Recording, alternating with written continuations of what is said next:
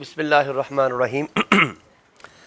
अरे आज हम चैप्टर नंबर 1 का आगाज़ करने जा रहे हैं। कल हमने जो मेन हमारा कल का लेक्चर का फोकस था वो सारा का सारा सिर्फ़ और सिर्फ हमारे एग्ज़ाम और एग्ज़ाम के क्वेश्चन के स्टाइल्स के ऊपर था।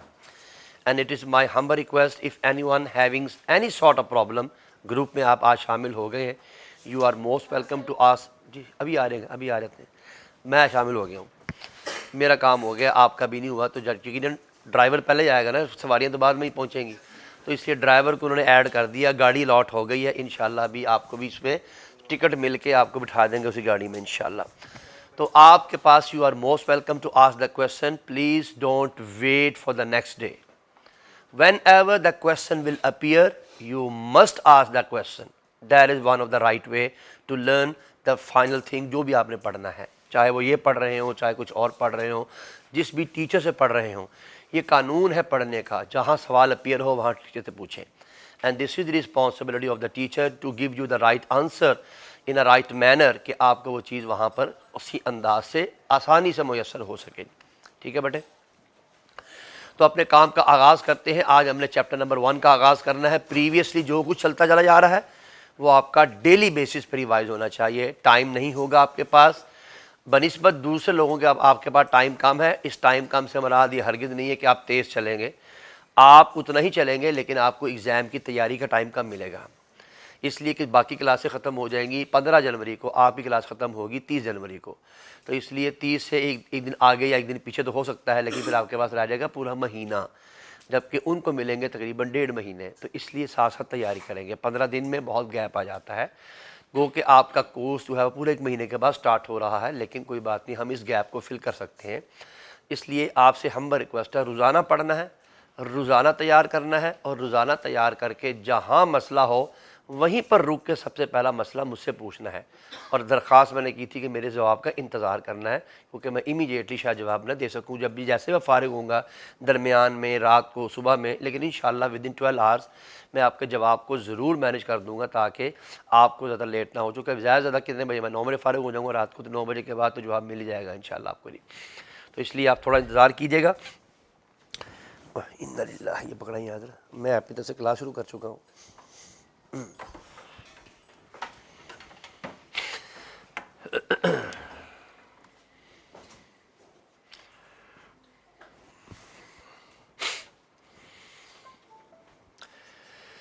तो चैप्टर नंबर 1 का जो मेन कंटेंट है बच्चे, अभी हम इसको देख लेते हैं कि चैप्टर नंबर 1 के मेन कंटेंट क्या है।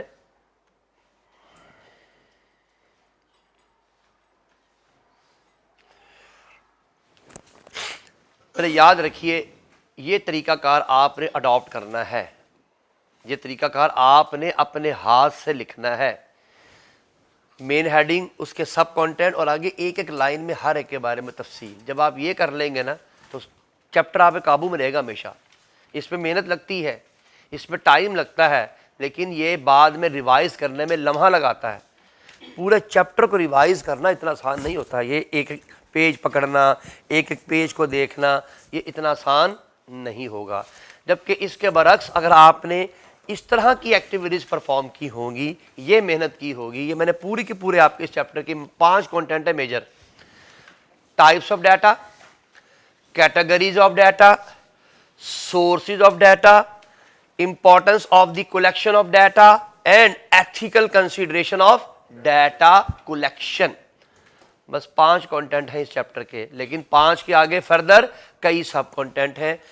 क्वालिटेटिव डाटा, क्वांटिटेटिव डाटा, और फिर आगे इनके भी फर्दर बेशुमार कंटेंट हैं।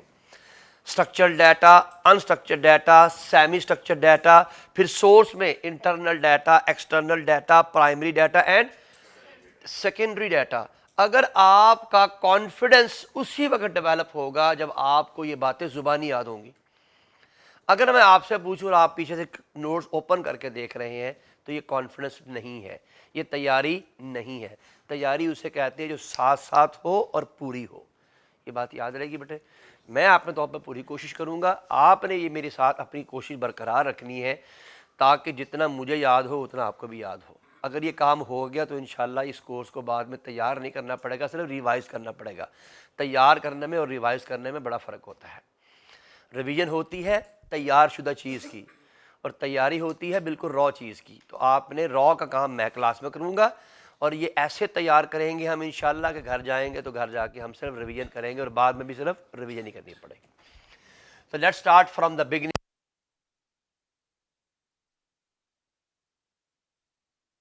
जी, तो हमारा सबसे पहला कंटेंट बने चैप्टर नंबर 1 का, that is what is data in the context of the business organization. यानी बिजनेस ऑर्गेनाइजेशंस होती हैं, data refer to the raw fact. No doubt कि ये रॉ फैक्ट कंसीडर किया जाता है। रॉ स्टैटिस्टिक्स ये आपकी बुनियादी स्टैटिस्टिक्स हैं, and information collected during the business operation. और ये सारा का सारा डाटा बिजनेस के ऑपरेशंस के दौरान कलेक्ट किया जाता है। मैं प्रोडक्शन मैनेजर हूं, आप मेरी टीम है, मैं आज आपसे पूछता हूं यार ये बताओ आपने आज कितने यूनिट प्रोड्यूस किए, तो आप मुझे जवाब देते हैं सर आज हमने 2000 यूनिट प्रोड्यूस किए हैं। सादा लफ्ज़ों में एक्टिविटी के लिहाज से इसको प्रोडक्शन कहते हैं। एक्टिविटी के लिहाज से क्या कहते हैं? मैंने यहां लिखी प्रोडक्शन 1000 यूनिट्स। लेकिन बच्चे थ्योरी की रूह में मैंने क्या लिखा है? डाटा। मैंने डाटा लिखा है। मैंने इनमें से किसी एक की जिम्मेदारी थी, मैंने कहा यार कितने केजी आपने इसमें रॉ मटेरियल डाला था। इन्होंने मुझे बताया रॉ मटेरियल जो हमने इसमें एंटर किया था वो 1 केजी था। मैंने इसको प्रीवियस से देखा तो प्रीवियसली तो ये 0.75 केजी के अंदर प्रोड्यूस हो रहा था। तो वो बात की बात है, लेकिन ये मालूमात मुझे मिल गई 1 केजी के अंदर कितने यूनिट प्रोड्यूस हुए? 1000 यूनिट प्रोड्यूस हुए। तो मैंने इससे पूछा यार ये बताओ कि ज़ाया कितने हुए हैं 1000 यूनिट के सारे ए प्लस हैं? इन्होंने कहा नहीं सर 1000 में जो 900 यूनिट हैं वो तो ए प्लस हैं, जो 100 यूनिट हैं वो ज़रा थोड़े से ज़रा वीक हैं, उनकी कैटेगरी बी ग्रेड में है। तो मैंने कहा ए ग्रेड, बी ग्रेड। तो मैंने ए ग्रेड में लिखा कि यहाँ पर मेरे 900 यूनिट हैं, और डी ग्रेड में मेरे पास 100, B C D whatever जो भी मैंने ग्रेडिंग की है। अब देखिए बच्चे, बज़ाहिर मैं प्रोडक्शन की एक्टिविटीज़ डिस्क्राइब कर रहा हूँ। बज़ाहिर क्या कर रहा हूँ? प्रोडक्शन की एक्टिविटीज़ डिस्क्राइब कर रहा हूँ, लेकिन हकीकत में क्या चल रहा है? डाटा। ये है डाटा। तो क्या इस डाटा के बगैर कोई मेरी बिजनेस एक्टिविटी परफॉर्म हो सकती है? इम्पॉसिबल है। तो इसलिए मैंने दरख्वास्त की है कि डाटा कोई नई चीज़ नहीं है आपके लिए, आपका रोज़मर्रा का काम है। आप अकाउंटेंट हैं, रोज़ाना डाटा पे काम करते हैं। रोज़ाना सेल की इनवॉइसेस की आप टाइपिंग कर रहे हैं, कोई लिख रहे हैं या पढ़ रहे हैं। अगर आप स्टूडेंट हैं तो रोज़ाना पढ़ रहे हैं, कभी लेजर बना रहे हैं, कभी ट्रायल बैलेंस बना रहे हैं, कभी फाइनेंशियल स्टेटमेंट बना रहे हैं। तो फाइनेंशियल स्टेटमेंट की हर फिगर है क्या? डाटा। आपके लेजर की हर फिगर क्या है? डाटा। ट्रांजैक्शन में लिखी हुई हर चीज़ क्या है? डाटा। तो इतनी ब्रॉड चीज़ है ये डाटा, ऑल ऑफ यू। इससे पहले ऐसी बात नहीं कि इसका जिक्र नहीं था। इससे पहले एक जनरल कॉन्सेप्ट डिस्कस होता था, इंफॉर्मेशन। लेकिन अब लोगों ने इंफॉर्मेशन की भी बुनियाद को पकड़ा है कि इंफॉर्मेशन ड्राइव कहाँ से होती है। All information are derived from data. Data बुनियादी चीज़ है, इससे नीचे कोई चीज़ नहीं है।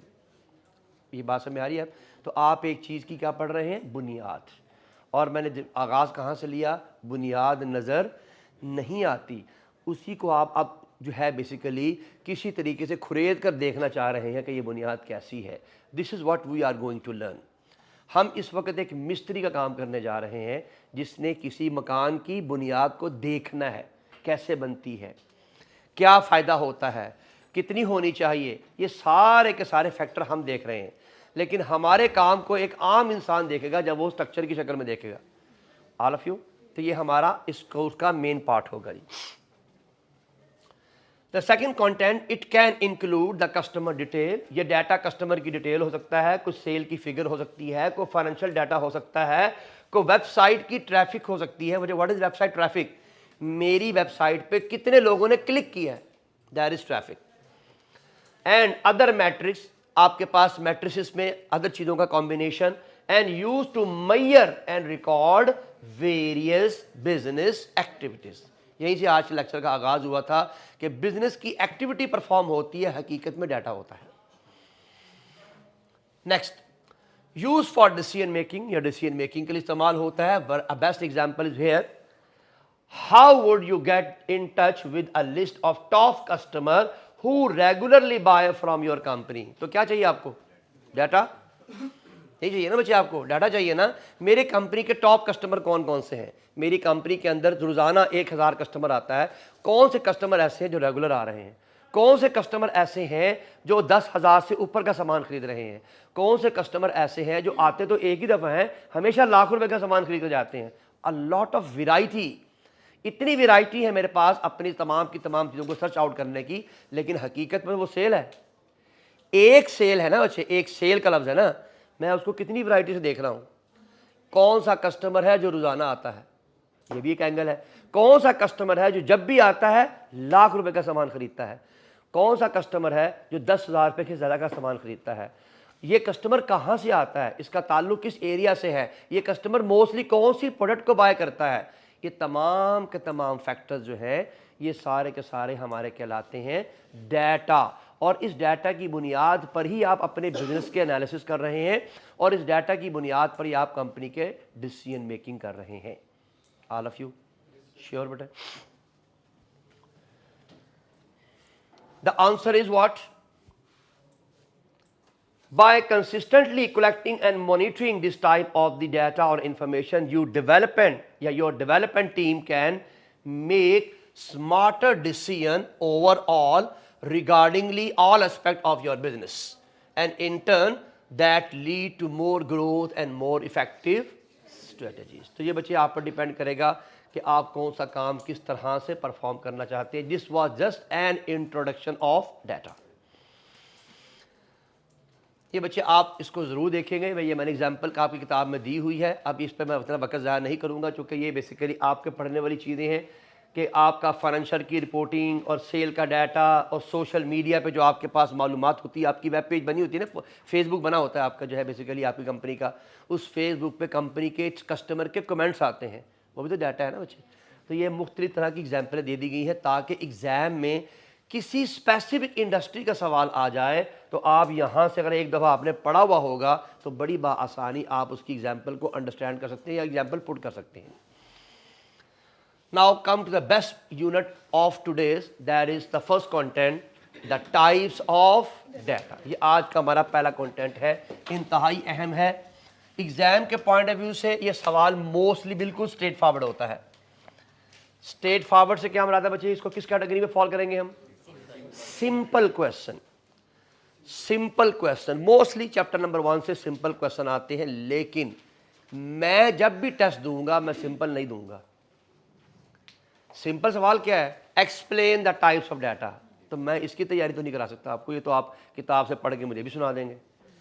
मेरा काम तो ये है कि मैं आपके सामने एक एनालिसिस रखूं और आपसे पूछूं कि बताओ किस किस्म का डाटा यहाँ पर मौजूद है। आप डाटा देखने के बाद मुझे फैसला करके बताएं कि ये फलां तरह के डाटा की बात की जा रही है। फाइन, आप मुझे बताएं कि हाँ जी सर ये तो नॉमिनल डाटा है, सर ये तो ऑर्डिनल डाटा है, सर ये तो डिस्क्रीट डाटा है, ये तो कॉन्टिन्यूस डाटा है। अगर ये काम आपको आ गया तो ये एनालिसिस है। इसलिए कि मैंने आपके सामने रॉ डाटा रखा है, यू विल डिफाइन मी कि आपने बताना है कि ये डाटा आपका कौन सा वाला डाटा है, ये आपका नॉर्मल डाटा है, ये आपका एबनॉर्मल डाटा है, ये आपका नॉमिनल डाटा है, ऑर्डिनल डाटा है, डिस्क्रीट डाटा है या कॉन्टिन्यूस डाटा है। You will let me know. तो ये अगर आपने बताना सीख लिया तो समझ लीजिए आपको अप्लाई करना आ गया। तो पहले टेस्ट के बाद इंशाल्लाह आपका राइटिंग फॉर्मेट भी आपसे डिस्कस होगा। गो कि मैंने कल थोड़ा सा राइटिंग फॉर्मेट आपके साथ शेयर कर लिया था जी बच्चे। सबसे पहले हमारे पास the right thing is what is qualitative data. मैं चीज़ों को अंडरलाइन करता जाऊंगा और आपसे हम्बल रिक्वेस्ट है उन अंडरलाइन चीज़ों को आपने ख्याल रखना है, क्योंकि वो अंडरलाइन चीज़ें अगर आपने समझ ली तो आप अपनी डेफिनेशन खुद से लिखने के काबिल हो जाएंगे। वरना फिर किताब की मोहताजगी है, किताब पढ़ें और किताब को रट्टे मारें, और जो कि कोई बहुत अच्छा तरीका बिल्कुल नहीं है। That is not the best way to learn. The best way to learn to get the information. All of you चलूँ आगे शुरू करूँ जनाब काम। ले बच्चे ज़रा गौर से देखिए ये क्या कह रहा है। ये कहता है the qualitative data is what? A non numerical information. क्या क्या है बच्चे इसने? बस ये बहुत है इसको याद करने के लिए। This is a non numerical information. ये क्या होता है बच्चे? ये किसी चीज के करैक्टरिस्टिक्स हो सकते हैं, ये किसी चीज के एट्रीब्यूट्स हो सकते हैं, या किसी चीज की कैटेगराइजेशन हो सकती है of subject rather than measuring it quantity. ये दो जुमले बेहतरीन अंदाज से बता रहे हैं कि ये क्वालिटेटिव डाटा है। जरा इधर देखिए,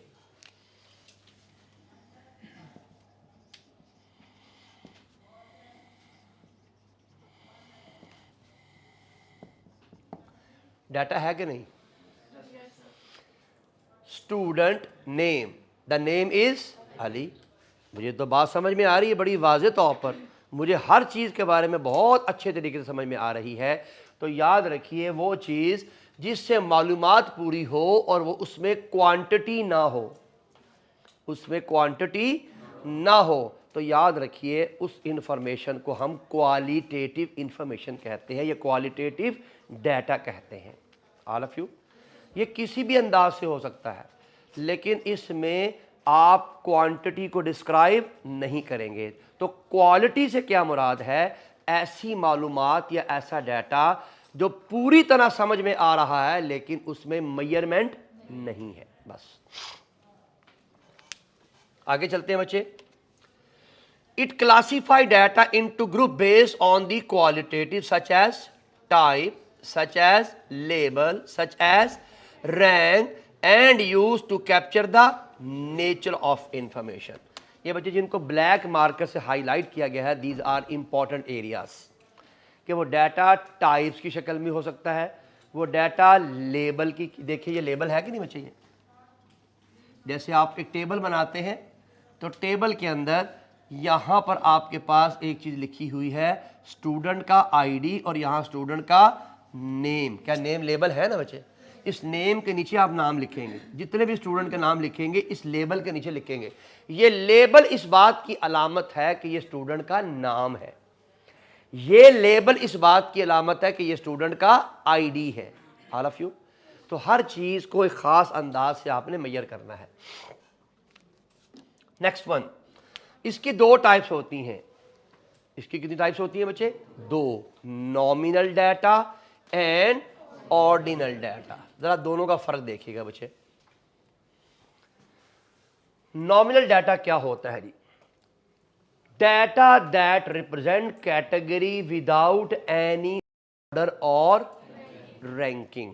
ये बच्चे रैंकिंग नहीं बताता।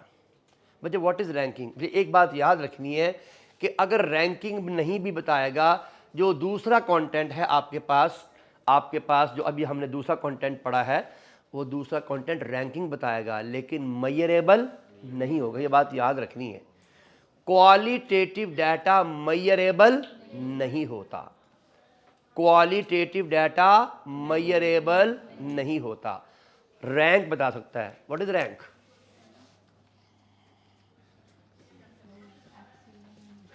ये क्या है? रैंक अच्छा है या बुरा है? आपने लंबी चौड़ी कहानी पढ़ी होती है, excellent, super excellent, good, very good, bad. Ranking का मकसद आपकी अपनी मर्जी है, लेकिन बच्चा ये मेजरेबल नहीं होता। गुड की क्या क्वालिटी है, क्या डेफिनेशन है गुड की? हमें तो नहीं पता किसको गुड कहा जाता है, बस हमें इतना पता अच्छा है, बस इतना हमें पता है। What this?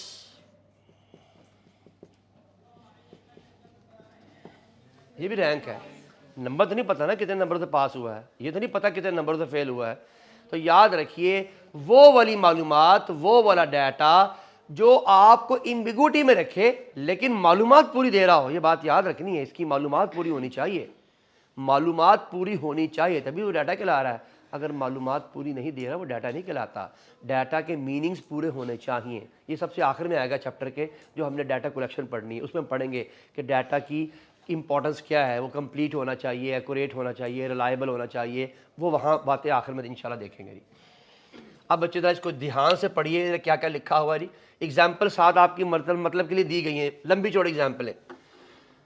Data that represent categories without any order और ranking, the key feature label only, no comparison possible, one category is not greater than other. ये आपने जो है बेसिकली नहीं लिखना, आपने सिंपल लिखना है the asset of the company, liability of the company, equity of the company, revenue of the company, expense of the company. इधर ध्यान करें बच्चे आप।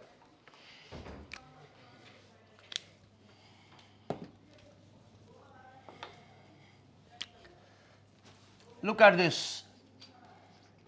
सेल आपने कहा 21,000, एक्सपेंस आपने कहा 1,000 आर एक्सपेंसेस। जरा प्लीज मुझे बताएंगे कौन सा डाटा क्वालिटेटिव है, कौन सा डाटा क्वांटिटेटिव है? जी ये दोनों का दोनों डाटा जो है वो आपका क्वांटिटेटिव है और ये वाला डाटा क्वालिटेटिव है। एक बात और समझ में आई कि ये दोनों मिलेंगे तो डाटा बात बनेगी, ये दोनों नहीं मिलेंगे तो डाटा कंप्लीट नहीं। हालांकि इससे पहले ये भी डाटा था लेकिन ये भी अपनी मानिंग पूरी दे रहा है, लेकिन बिजनेस ऑर्गेनाइजेशन में इसका इस्तेमाल ज़्यादा होता है। क्योंकि ये जो एग्जांपल दे रहा है तो ये कह रहा है कि आपका नॉमिनल डाटा वो होता है जो मोस्टली लेबल की शक्ल में होता है। ये लेबल है बच्चे, अगर मैं सेल माइनस कर दूं, ये हटा दूं, आपको क्या पता ये 21,000 से क्या मुराद है? Nobody can understand. क्यों नहीं ऐसे है बच्चे? क्या ये डाटा मीनिंग दे रहा है कोई? बस इतना पता है 21,000 लिखा हुआ है, इतना पता है 1000 लिखा हुआ है, इसके नीचे 5,000 भी लिखा हुआ था। कोई आप किसी को ये इसी तरह पकड़ा दें और उसको यार जरा बताओ ये क्या है, तो वो कहेगा मुझे क्या पता ये क्या है। क्यों नहीं ऐसे ही है ना? उसे क्या पता? हाँ वो फिगर आपको पढ़ के सुना देगा, यार तुमने 3 फिगर लिखी हुई है 21,000, 1,000 और 5,000, मुझे नहीं पता ये क्या है। जब आप उसको यहाँ लिखेंगे भाई ये हमारी सेल थी, ये हमारे एक्सपेंस हैं और ये कंपनी का फॉर एग्जांपल हमारी ऑर्गेनाइजेशन का कोई भी हमारे पास जो हमारा बैकवर्ड जो हमारी समझ लीजिए कि हमारे कोई और कंपनी के कुछ भी ऐड कर सकते हैं। चले प्रॉफिट ही लिख लें, चले प्रॉफिट लिख लें, प्रॉफिट किसी और अंदाज से मैनेज होता है ना असल में। चले प्रॉफिट ही लिख लें, ये कंपनी के प्रॉफिट्स हैं। जब मैं फिगर के सामने डाटा लिखूंगा इसका मकसद है कि नॉमिनल डाटा की एक सबसे बड़ी खूबी ये है कि किसी की पहचान में इस्तेमाल होता है। नॉमिनल डाटा किसी डाटा की पहचान के लिए इस्तेमाल हो सकता है, इसलिए यहाँ पर उसने लिखा हुआ है। आप देख लें हर एक की पहचान हो रही है। ये पहली एग्जांपल उसने अकाउंट के लिहाज से दी है, दूसरी उसने बैंक के लिहाज से दी है, पेमेंट के लिहाज से। ये क्या लिखा हुआ है? Cash, cheque, credit card, online transaction. बच्चे मैं आपसे पूछता हूँ आज सेल कितनी हुई? आपने कहा 10,000। मैंने कहा कैश पे हुई है कि ऑनलाइन हुई है कि पेमेंट पे हुई है कि क्रेडिट पे हुई है? आप सिर्फ एक फिगर लिखेंगे, मुझे पता लग जाएगा आप क्या कहना चाह रहे हैं। क्यों नहीं? कोई बात समझ में आई? तो ये है सबसे इंपॉर्टेंट चीज़। तो हर चीज़ की अपनी एक कैटेगरी है। अभी तक जो पढ़ा है वो क्या कंटेंट पढ़ा है? क्वालिटेटिव डाटा वो होता है जिसमें न्यूमेरिकल फिगर्स नहीं होती। सब लोगों ने समझ ली ये बात? क्वालिटेटिव की एक जो सब पार्ट है उसको नॉमिनल डाटा कहते हैं। नॉमिनल डाटा आइडेंटिफायर्स को कहते हैं।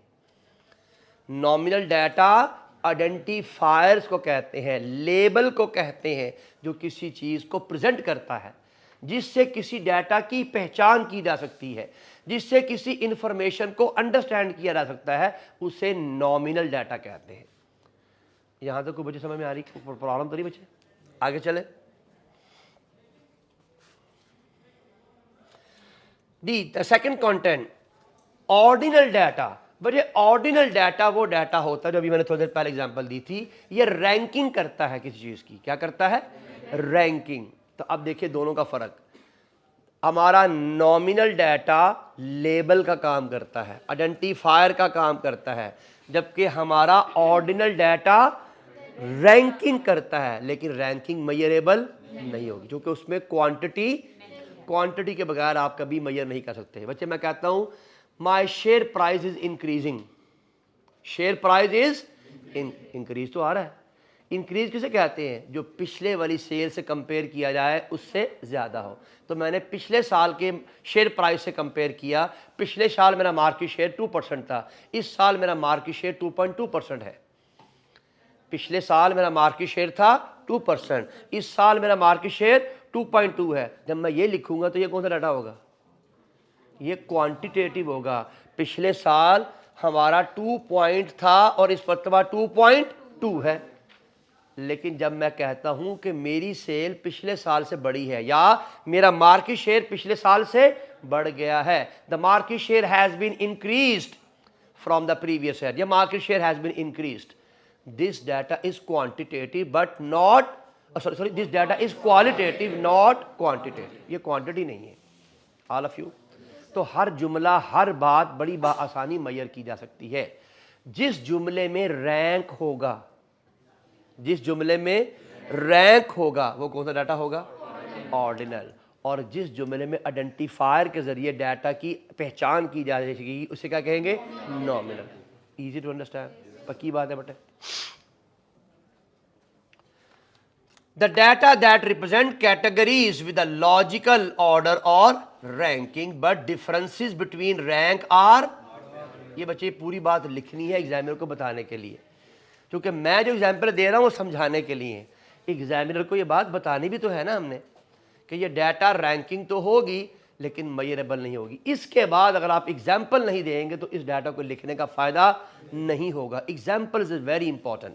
एग्जाम्पलें ज़्यादा लिखी हुई हैं, आपने एक आधी लिखनी है अपनी बात समझाने के लिए।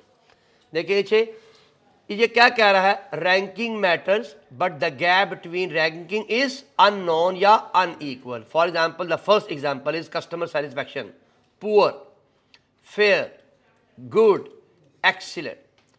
The employee performance in the finance department, low, medium, high. Level of the risk, low risk, medium risk and high risk. Easy to understand. तो ये है बेसिकली हमने दो कंटेंट पढ़ ली है डाटा टाइप्स के लिहाज से ही। तो डाटा टाइप की पहली टाइप का नाम क्या था?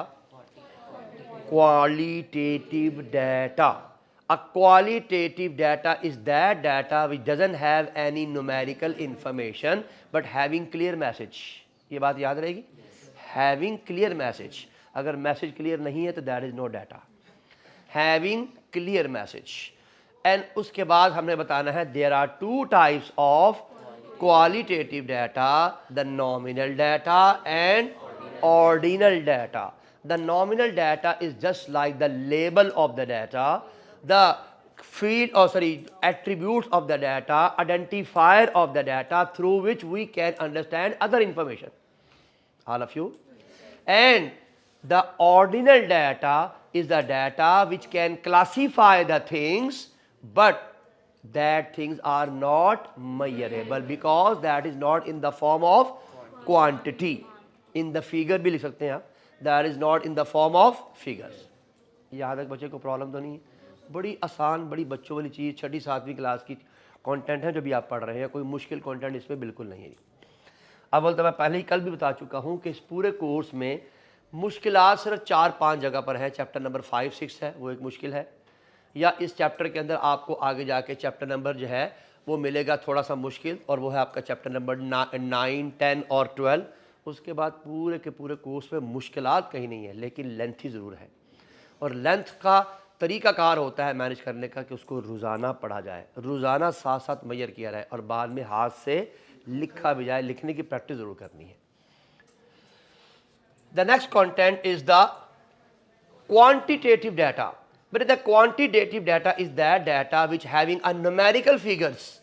हर वो डाटा जिसमें न्यूमेरिकल फिगर होता है। और ये बात आपको एक बात बता दूं जो बहुत ही इंपॉर्टेंट है आपके लिए, ये सिर्फ समझने के लिए है। क्वांटिटेटिव डाटा कभी क्वालिटेटिव के बगैर पढ़ा ही नहीं जा सकता, लेकिन क्वालिटेटिव डाटा क्वांटिटेटिव डाटा के बगैर पढ़ा जा सकता है, अंडरस्टैंडेबल होता है। अभी मैंने मिसाल दी थी, ये लिखी हुई भी है, स्टूडेंट नेम इज अली, ये क्वालिटेटिव डाटा है, इसमें कहीं न्यूमेरिक नहीं है। पूरी बात समझ आई? लेकिन मैं खाली ये लिख दूं तो इसका कोई मतलब नहीं है। मैंने आपके सामने लिखा 2, आप कहेंगे सर इसका क्या मतलब है? तो मैं कह सकता हूँ इस 2 का मकसद है स्टूडेंट का रोल नंबर, इस 2 का मकसद है सेकंड प्रोडक्ट, इस 2 का मकसद है एम्प्लॉय का आईडी, इस 2 का मकसद है 2 यूनिट। तो मैं तो कुछ भी कह सकता हूँ, लेकिन इस 2 को समझने के लिए मुझे आइडेंटिफायर चाहिए। तो एक बात ज़रा ध्यान से सुन लीजिए, बड़े ध्यान से। ये वो टेक्निकल चीज़ें हैं जो मल्टीपल चॉइस क्वेश्चन में आ जाती हैं कि अगर आपके पास नॉमिनल डाटा ना हो तो आप कभी भी क्वांटिटेटिव डाटा डिस्क्राइब नहीं कर सकते। मैंने क्या लफ्ज़ बोला है? अगर नॉमिनल, चूंकि नॉमिनल आइडेंटिफायर होता है, वो बताता है कि ये वाला काम कैसे करना है। अब जब मैंने इसके सामने लिखा है ये क्या है, यूनिट्स, ये यूनिट क्या है बच्चे? पहले तो मैं कह रहा हूं ये कौन सा डाटा है, क्वालिटेटिव। आगे मैं कह रहा हूं ये कौन सा डाटा है, नॉमिनल। कुछ बात समझ आ रही है? जरा चीज को ऐसे सीख। तो जितनी आपकी ग्रिप मजबूत है काम के ऊपर, रट्टे मारेंगे तो रट्टे तो बड़ा आराम से लग जाएगा। Nominal data is this this this, तो 4 लाइनें याद करें, शाम को याद हो जाएंगी इंशाल्लाह। लेकिन ज़रा सवाल टिल्ट हुआ तो सारा सवाल $0.com हो जाएगा। उसके बाद फिर समझ नहीं आएगा उसको मैनेज कैसे करना है। तो चीज़ों को हर तरह से, हर एंगल से, हर बुनियाद से देखना है। मैंने अभी आखिरी बात क्या कही है, मैं दोबारा रिवाइज कर रहा हूँ। क्वांटिटेटिव डाटा क्वालिटेटिव के बगैर कभी भी मेजरेबल नहीं होता, कभी भी अंडरस्टैंडेबल नहीं होता। लेकिन स्पेसिफिकली अगर मैं एग्जांपल दूं तो नॉमिनल डाटा के थ्रू क्वांटिटेटिव डाटा को आइडेंटिफाई किया जाता है या उसको समझा जाता है। ये बात समझ आई सबको जी? अब यहां से किताब से भी पढ़ते हैं बच्चे। A quantitative data refer to the numerical information that express the amount, quantity or measurable extent of variable। अब जिसको मैंने अंडरलाइन किया है, ये बातें एग्जामिनर को बताना बहुत ज़्यादा ज़रूरी है। आप अपने लफ्ज़ों में जैसे मर्जी लिखें, जिस मर्जी अंदाज से लिखें, लेकिन ये बातें एग्जामिनर तक पहुंचनी चाहिए कि such type of data that can be expressed, that can be represent, that can be share, that can be expressed, जो मर्जी लिखिए आप। तो लिखने के तो हज़ारों तरीके हैं। तो हमारे पास उसमें जो इम्पोर्टेंट बातें क्या हैं कि उसको ये मेजरेबल फॉर्म में होता है, ये क्वांटिटी फॉर्म में होता है, ये अमाउंट फॉर्म में होता है, ये फिगर की फॉर्म में होता है, जो भी आप लिख सकते हैं। तो lot of things are there, बहुत सारी चीज़ें हैं जिनको हम इसके साथ साथ मैनेज करते हैं। In represented number allowing for the mathematical and statistical analysis, the quantitative data is classified into 2 types। पर ये बहुत ही आसान है, मेरा ख्याल है ये तो आपने 6ठी-7वीं क्लास में भी पढ़ा होगा।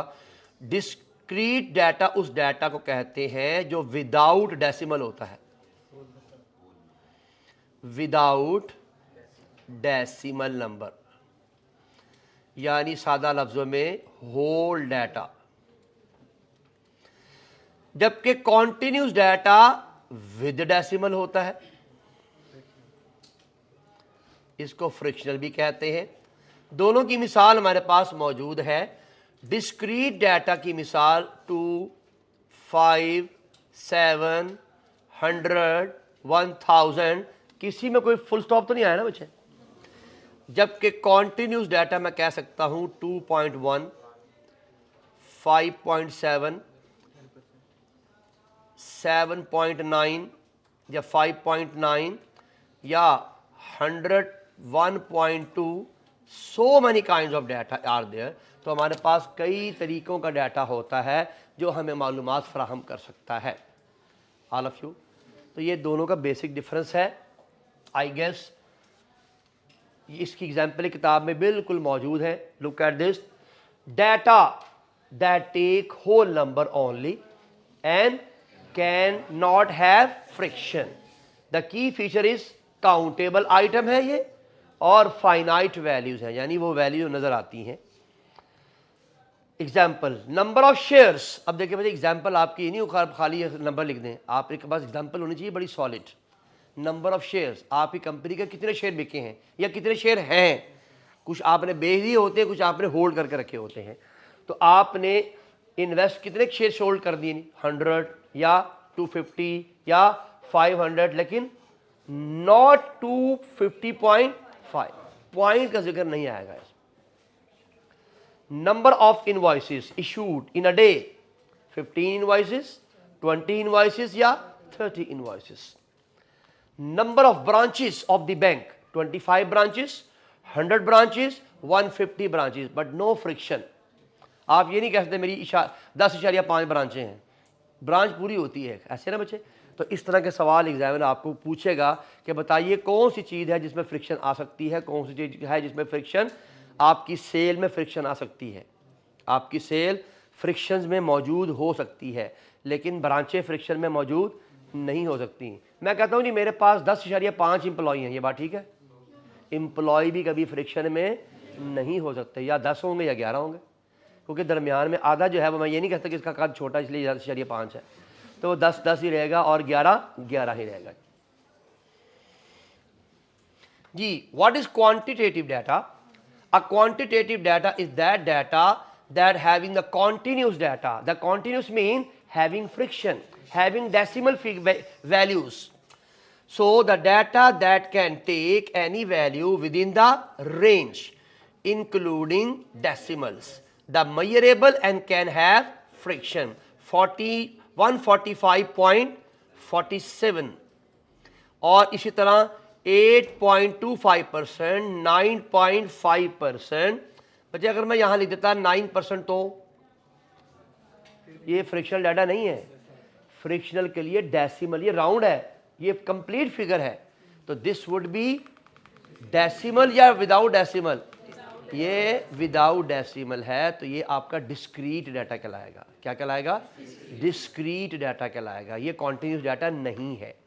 कॉन्टिन्यूस डाटा ये है जहां मैंने 9.5, 9.1, 9.2, 9.3, जहां पर अगली फिगर तक पहुंचने के लिए दरमियान में 9 डेसिमल इस्तेमाल या 9 फिगर इस्तेमाल की जा सके after decimal. Easy to understand? किसी किस्म को प्रॉब्लम नहीं, बहुत आसान सा कंटेंट था आज का। चैप्टर नंबर 1 आसान ही है इंशाल्लाह, इसमें किसी किस्म की कोई कॉम्प्लेक्सिटी नहीं है। जी बच्चे, लुक एट दिस, हमारे पास आसान सा कंटेंट है, हमने इसको एक दफ़ा दोबारा से एक टेबल की शक्ल में भी लिखा है। ये सब चीज़ें आपके पास मौजूद हैं। कोई शख्स मुझे ये नहीं कह सकता कि सर आप पढ़ा रहे हैं इसकी स्लाइड दे दें, स्लाइड की जरूरत नहीं है, किताब आपके पास मौजूद है, नो प्रॉब्लम एट ऑल। मैं इस किताब से ही डाटा उठा के यहाँ लिखता हूँ ताकि आपकी ये हैज़ल ख़त्म हो जाए कि जनाब स्लाइड अलग पढ़नी है, किताब अलग पढ़नी है। इस तरह के मसाइल हमने सॉल्व नहीं करने, एक ही चीज़ पढ़नी है, उसी से किताब क्लास में मैनेज करना है, वही घर जाके पढ़ना है इंशाल्लाह। जी बच्चे, 4 types: nominal, ordinal, discrete, continuous.